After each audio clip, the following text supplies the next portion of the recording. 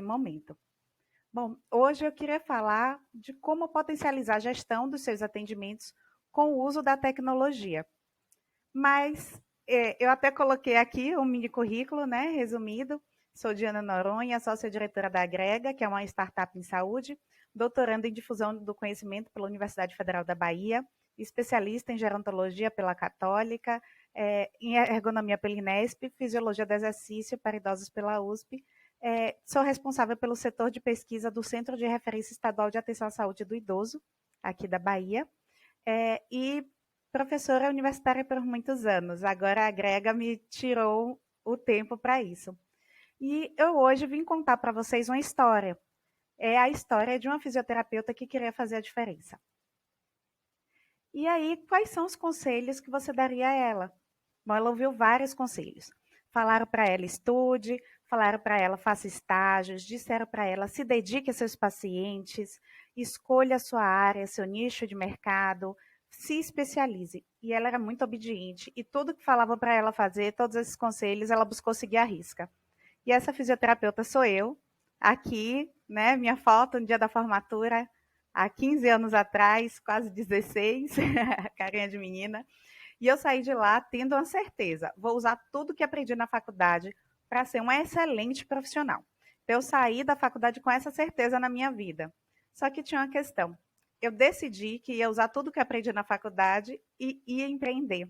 O problema é que na faculdade eu não aprendi a empreender. Então, a primeira coisa que eu fiz depois que formei foi terceirizar um serviço. Juntei com mais duas amigas, duas colegas de faculdade. A gente criou o Grupo Movimento Assistência em Fisioterapia. E essa era a nossa expectativa, né? Profissionais felizes, bem remuneradas, agenda cheia, muito dinheiro no bolso, dinheiro no banco. E qual era a realidade? A realidade é que diziam para a gente, você tem que começar grande.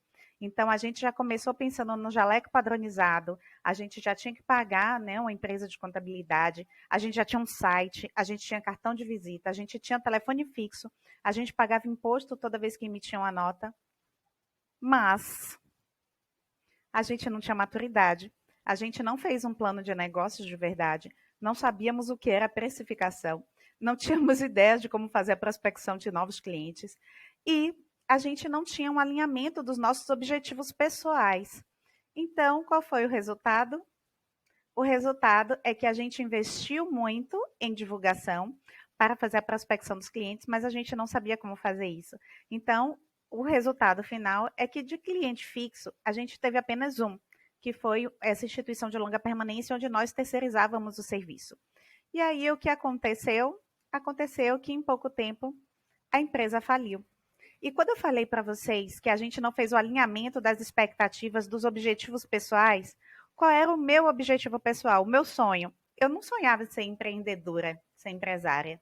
Eu sonhava em passar em um concurso, né, trabalhar no SUS, trabalhar para as pessoas que não podiam pagar pelo meu serviço e ser professora universitária. Era isso que eu sonhava em fazer. E aí, o que foi que aconteceu? Logo depois que eu formei, a gente abriu o Grupo Movimento, comecei a trabalhar na instituição de longa permanência, a gente foi fazer a pós lá na USP e eu fazia também atendimento domiciliar. Tudo certo, até que terminei a pós da USP, comecei uma pós de ergonomia e aí eu comecei a trabalhar numa faculdade. Era supervisora de estágio de saúde do idoso, né? E já tinha conseguido passar no concurso, já estava trabalhando no governo do estado da Bahia, na Secretaria de Saúde, aqui já no Centro de Referência de Atenção à Saúde do Idoso, com o Grupo Movimento ainda e mantendo atendimento domiciliar. Com o tempo, a Movimento faliu, fechou, e aí eu comecei a entender que eu queria um pouquinho mais, porque como supervisora de estágio ainda não estava bom o suficiente para mim. Então eu queria sala de aula e eu fui atrás do meu mestrado. E aí eu fiz o mestrado em medicina e saúde, bem focada ó, na área de saúde, e saí da supervisão de estágio, porque precisava de tempo. Mas continuava fazendo atendimento domiciliar. E aí o que foi que aconteceu? Finalmente eu consegui, depois do mestrado, sala de aula, comecei uma terceira pós-graduação, mas continuava com atendimento domiciliar. Até que vieram os filhos, e aí eu falei, agora está na hora de ir trabalhar um pouquinho menos e vou me dedicar um pouco mais aos estudos. E o que é que eu gostava de estudar? Funcionalidade e interdisciplinaridade. Eu não conseguia entender como pensar a saúde da pessoa sem pensar no contexto em que ela está inserida, nos fatores pessoais, fatores ambientais, sem pensar em quais são as limitações que ela tem, né? E eu não conseguia imaginar como resolver todas essas questões que envolvem a funcionalidade de maneira isolada. Eu não podia fazer isso só. Eu precisava de uma equipe. No CREASE, a gente trabalha em equipe. E foi assim que eu aprendi, que eu me acostumei a trabalhar. Então, o atendimento domiciliar passou a ser um desafio muito grande para mim, porque eu comecei a me sentir incomodada com a dificuldade de comunicação entre os colegas. E aí veio uma questão: quanto mais eu estudava sobre interdisciplinaridade e funcionalidade, eu entendia que eu precisava conectar pessoas. Só que como é que eu vou conseguir conectar pessoas pensando na funcionalidade do paciente, interdisciplinaridade? E aí a única coisa que me fez, né, brilhar os olhos foi: preciso da tecnologia. É a tecnologia que vai unir pessoas, que vai fazer essa ponte. Então, a tecnologia surgiu para mim no atendimento em saúde muito como uma solução para problemas. Eu nunca fui uma pessoa que gosta de, sei lá, smartphone da última geração, nunca gostei de videogame, nunca fui essa pessoa que de redes sociais, comecei a usar a rede social por conta, né, da minha empresa agora mais recentemente, mas nunca fui essa pessoa que amava redes sociais e tecnologia da maneira como a maioria das pessoas utilizam. Mas sempre pensei em tecnologia como uma ferramenta para me auxiliar no meu dia a dia. Então, quando eu pensava em gestão do meu dia, né? Sempre tive que organizar muitas atividades, então eu comecei a usar a agenda digital já há muitos anos, né? Eu não conseguia me adaptar à agenda de papel, porque ela não me dava os lembretes, e eu precisava dessa função. Eu precisava que alguém dissesse: olha, você tem reunião, você tem atendimento, você tem compromisso tal dia e tal hora, porque eu conseguia botar todos os lembretes para mim. Então a tecnologia sempre foi uma parceira. Então, assim, o que for de, sei lá, aplicativo de gestão de lista, de gestão, organização pessoal, tudo isso para mim fazia parte de minha rotina. E aí eu comecei aos poucos a introduzir isso no meu dia a dia, no trabalho. Então pensava em aplicativo para análise da postura, pensava em aplicativo para análise de movimento, pensava em aplicativo para verificar angulações, né? Então a tecnologia ela começou a fazer parte da minha rotina individual, mas eu entendia que eu precisava de uma solução que não fosse só para mim. Então, eu comecei a entender que estava faltando algo. E esse faltando algo, eu busquei um doutorado multidisciplinar e multi-institucional que tem aqui na Bahia, que eu faço pela UFBA, mas, enfim, são várias instituições, que é o doutorado em difusão do conhecimento. E eu sou uma fisioterapeuta que sou orientada por um físico, né? Então eu comecei a buscar sistemas complexos, porque eu precisava aliar a teoria que eu estava vendo à minha prática. Então essa falta de conexão me trazia sofrimento, porque eu via que era necessário aplicar esse conhecimento onde era mais difícil dele chegar. A gente tem prontuários eletrônicos maravilhosos em clínicas, a gente tem prontuários eletrônicos muito bons em alguns hospitais, mas faltava chegar, aplicar esse conhecimento onde ele não conseguia chegar, que era no atendimento domiciliar, e onde a equipe é mais fragmentada. E aí eu comecei a pensar: como é que eu vou conseguir juntar tecnologia, interdisciplinaridade, funcionalidade e aplicar tudo isso no atendimento domiciliar? E aí eu entendi que eu precisava empreender. Só que quando eu pensei em empreender, lembra que eu já tinha quebrado antes, já tinha falido? Então, minha primeira reação foi pânico. Eu falei: não, tira essa ideia da cabeça. Você já está trabalhando na faculdade, você já está no estado, que era o que você gostaria de fazer realmente, porque essa ideia de empreender. E aí o que eu percebi é que a inquietação e a necessidade de colocar em prática e fazer a diferença na vida de outras pessoas, agregar valor ao trabalho de outras pessoas, era maior do que o meu medo. Então eu comecei a olhar com outros olhos para essa ideia que estava ali. E quanto mais eu olhava para essa ideia, mais estudava sobre ela, menor era o medo. E esse medo foi diminuindo, diminuindo, até ficar bem pequenininho. E quando eu entendi que de fato precisava empreender, eu chamei uma amiga que tinha quebrado na Movimente comigo, mas que trabalha comigo no CREASA e trabalha ela na assistência, eu já no setor de pesquisas há 3 anos, mas que fora do GRASE, a vida dela é atendimento domiciliar. Então eu falei, eu preciso de alguém que entenda se minhas ideias fazem sentido, como é que a gente aplica o que eu estou pensando numa prática.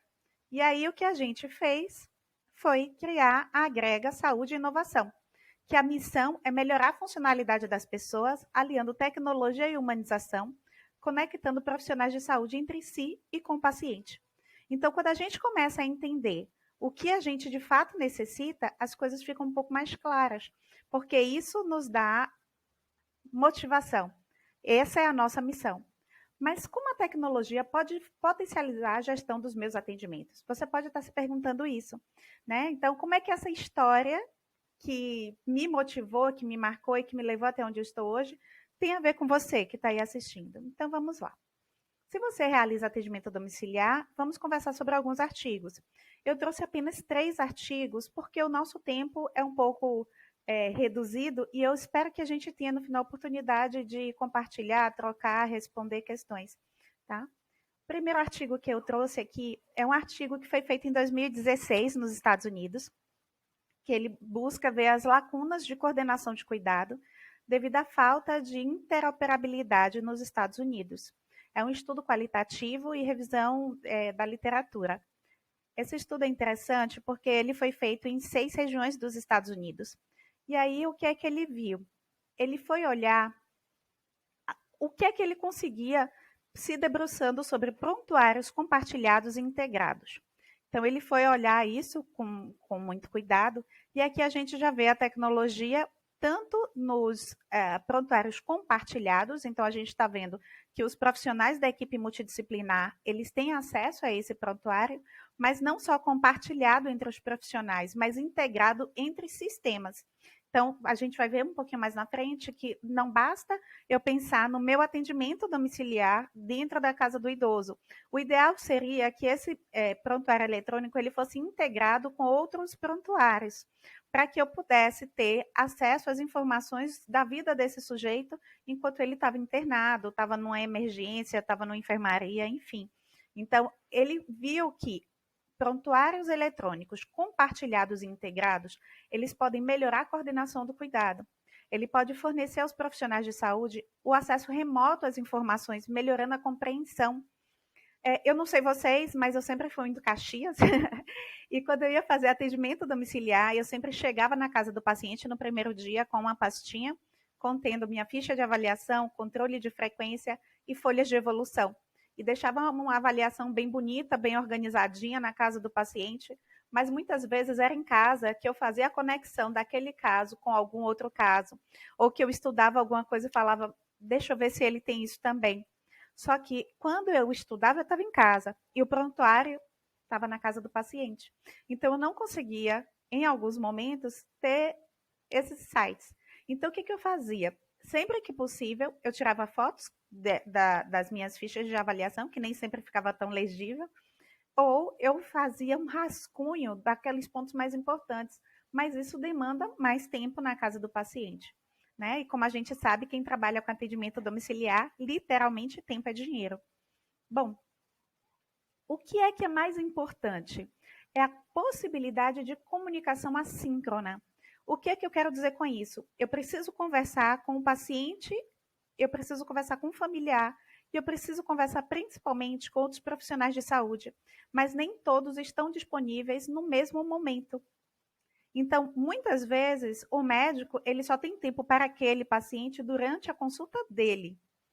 Na hora que ele está atendendo outro paciente, ou na hora que ele está, sei lá, no momento dele de descanso, ele não está pensando naquele paciente. Então, a possibilidade de você ter essa comunicação assíncrona, você deixar recado, deixar uma mensagem em algum prontuário, em algum sistema de informação, você usar essa tecnologia, quem sai ganhando são os profissionais e principalmente o paciente.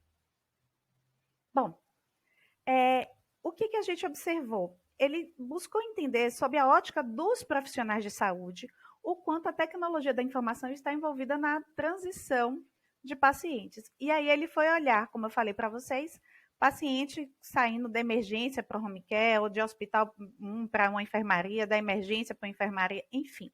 Como é que é a transição? E a informação, como é que chega nesse processo? E aí ele viu que onde os prontuários não estão integrados e falta a interoperabilidade entre os sistemas, a ineficiência de processos e a ausência de dados. Com isso, eles reforçam o papel da tecnologia na coordenação do cuidado e destacam 3 áreas chaves para incrementar o suporte tecnológico. Ele fala claramente da necessidade de transferência de informações, de sistemas capazes de monitorar a saúde dos pacientes e de ferramentas para apoiar os objetivos de autocuidado e conectar pacientes e profissionais. Então, aqui a gente não está falando de conexão só com os profissionais de saúde, mas a gente está falando da conexão do profissional de saúde com o paciente também. Quem nunca recebeu, ou melhor, quem não recebe diariamente mensagens em seus aplicativos pessoais de pacientes querendo tirar dúvida ou muitas vezes querendo uma consulta realmente, né, para poder se sentir mais seguro. Enfim, esse compartilhamento de informações entre a equipe e entre o paciente, ele é sim necessário. Bom, esse outro estudo, ele já é um pouquinho mais novo, foi submetido em 2018, ele fala de soluções tecnológicas para suporte, para a continuidade da assistência em atendimento domiciliar. Aqui ele utilizou como metodologia o grupo focal. Também é um estudo qualitativo, portanto. E aí o que ele coloca já de cara, né, a ideia central é que a assistência domiciliar, ela não é igual à assistência hospitalar ou ambulatorial, porque ela exige uma sistematização própria, já que sua dinâmica não favorece o interrelacionamento da equipe multiprofissional.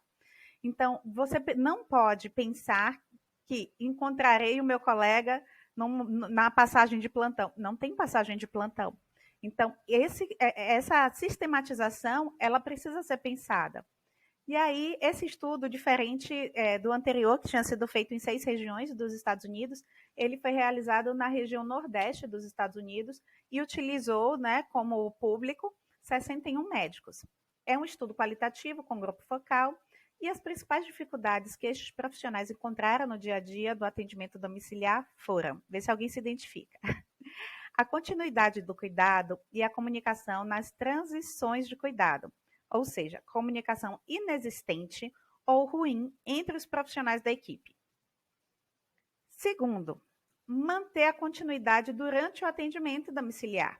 Aqui, né, aqui no Brasil não acontece de jeito nenhum, né? O plano de saúde não faz pressão nenhuma, mas lá tem pressão do sistema para reduzir o número de sessões, dificultar a liberação de procedimentos que foram solicitados pelos profissionais. Então, são 2 pontos importantes, mas ele traz aqui um terceiro ponto, que são as características do sistema de informação em saúde. Ele fala claramente do prontuário eletrônico para apoiar a comunicação e dar continuidade ao cuidado. Muitas vezes, quando a gente faz atendimento domiciliar particular, é o mesmo profissional que vai várias vezes, o mesmo fisioterapeuta, o mesmo enfermeiro, o mesmo nutricionista, o mesmo terapeuta ocupacional. Mas quando a gente fala em uma estrutura de home care, muitas vezes você tem uma rotatividade grande entre os profissionais que vão naquela casa. E quando você não consegue compartilhar, discutir os casos, existe uma quebra na continuidade desse cuidado. Bom, outra coisa que ele coloca é a dificuldade de interoperabilidade entre os sistemas, e os sistemas não foram feitos para atender as demandas específicas do atendimento domiciliar. Muitas vezes os sistemas que são utilizados são adaptados de um sistema hospitalar e que não vai, por serem modalidades absolutamente diferentes, contextos absolutamente diferentes, não vão atender às necessidades desse atendimento domiciliar especificamente.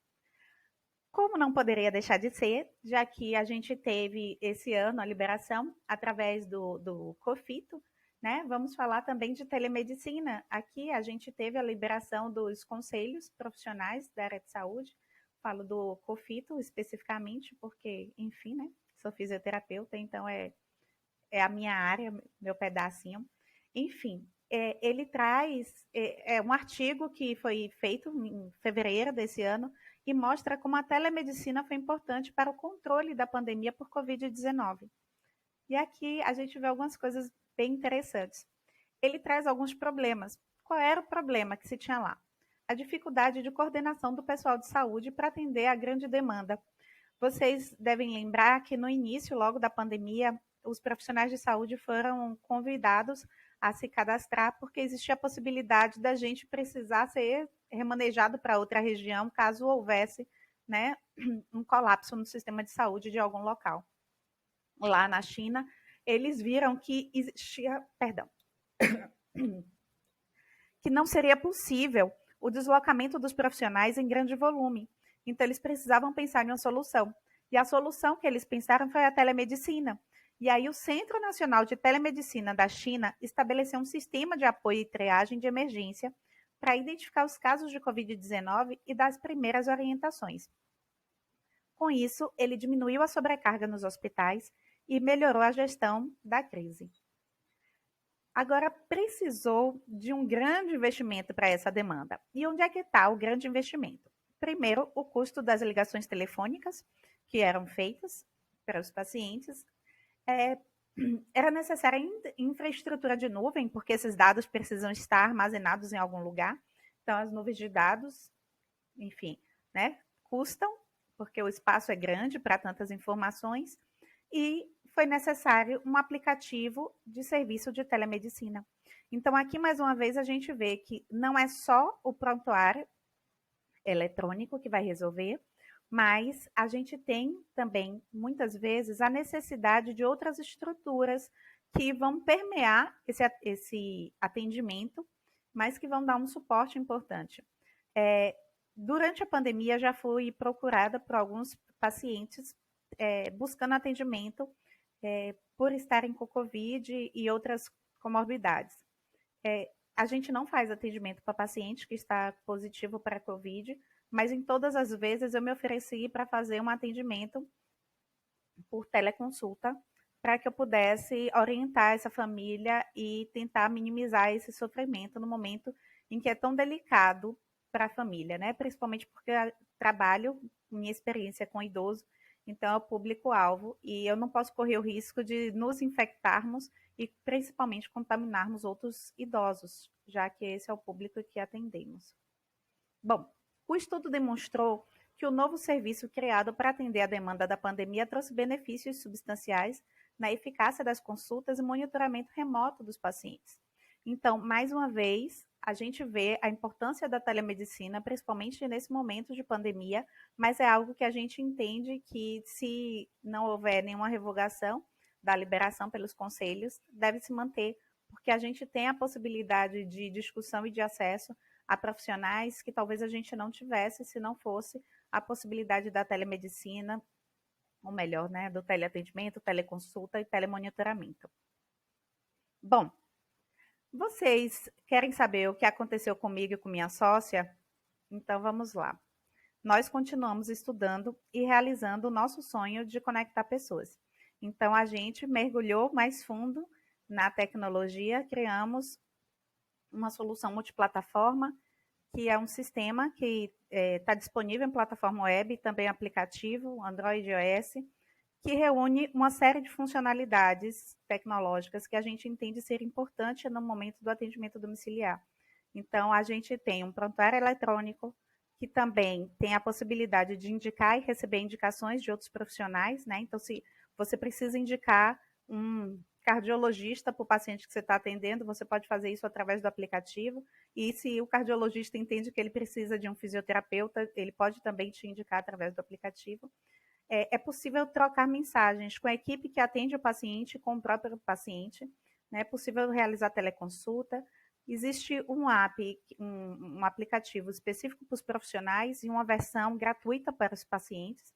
É possível fazer o upload de arquivos, então não é mais necessário fazer a anotação de todos os detalhes dos exames complementares, é possível fazer o upload de fotos, vídeos, que muitas vezes a gente, né, registra na casa do paciente e não consegue depois arquivar junto, então é possível fazer esse upload. A gente tem uma linha do tempo em que é possível a gente ver todos os, enfim, todas as consultas que esse paciente teve. Configuração de metas, essa é uma parte que a gente gosta muito, porque nós não sabíamos qual era a nossa meta, nós não sabíamos o que nós queríamos com o atendimento domiciliar, qual deveria ser o nosso foco, e aqui é possível configurar suas metas de recebimento, né, de faturamento e de atendimento. Então, você cadastra o valor de cada um dos serviços que você realiza e você pode colocar o quanto de venda você quer ter de cada um desses serviços. Fazer relatórios e receitas com sua própria marca, né, em PDF, e deixar também arquivado no aplicativo ou você compartilhar com o paciente. Bom, vou imprimir. A gente tem certeza de que a gente está no caminho certo. E por que a gente tem essa certeza? Porque a teoria e a prática finalmente se encontraram para a gente. E o medo? O medo continua conosco, mas ele está cada vez menor. Nós aprendemos a lidar com o medo. E o medo não nos paralisa, né? E para não esquecer, escrevi uma singela homenagem ao medo na parede do nosso escritório. E eu escrevi lá, vai. E se der medo, vai com medo mesmo. Então, ele não vai paralisar a gente. E eu queria agradecer a oportunidade de conversar com vocês e me coloco à disposição para qualquer dúvida que vocês tenham. Muito obrigada.